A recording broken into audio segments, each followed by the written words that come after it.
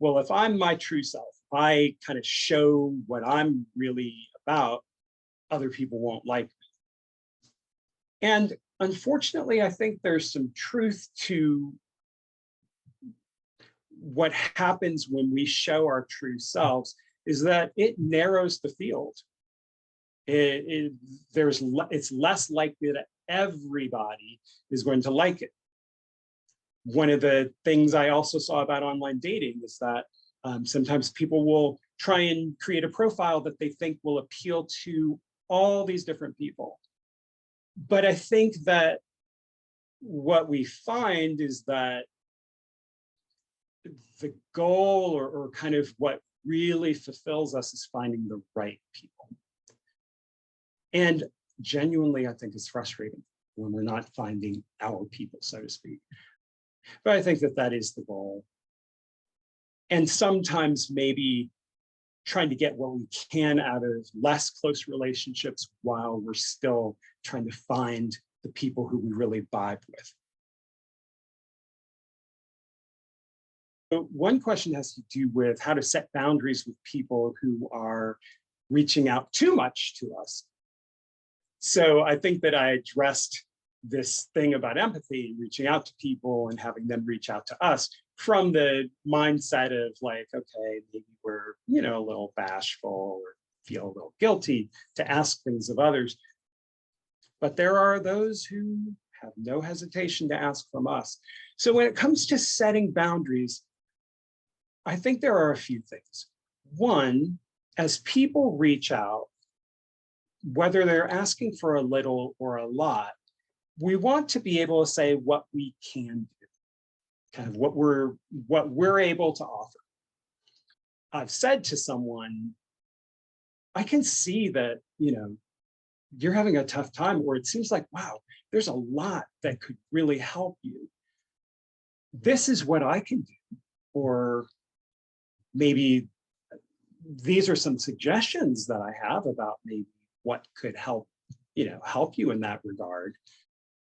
But we have to be able to define what we're prepared to do and to try to hold to that. Boundaries can be very difficult, but to say what you're going to do what you said you're going to do, but also not do things that you didn't offer to do. And I think conversely, or kind of in a similar way, there's another part to that person's question that is, okay, how do we know if we're reaching out too much to people, or how can we kind of set an appropriate boundary for us reaching out? And I think that even though it's awkward, the same principle applies in terms of saying what it is we're asking for. If you're specific about what it is you're asking for, you run the risk that people will say no. But maybe it's better that you know what it is that they actually want to do and are prepared to do. Because if they think you just were looking for a sympathetic ear and you say, well, my train comes in around 11:15 in the morning, so where should I meet you? Then maybe they're going to do it just out of obligation. But I think that that is where we're more likely to get into issues with maybe pushing people past what they're comfortable doing. Sometimes people will offer to do something that they don't really want to do. What I would say about that is that it's their decision. We want to encourage people to be honest with us, to be honest with themselves. But we can't gauge for them what is too much. You have to trust them, and it's on them to be honest. Whether volunteering is a good strategy for managing loneliness and helping others, absolutely, absolutely.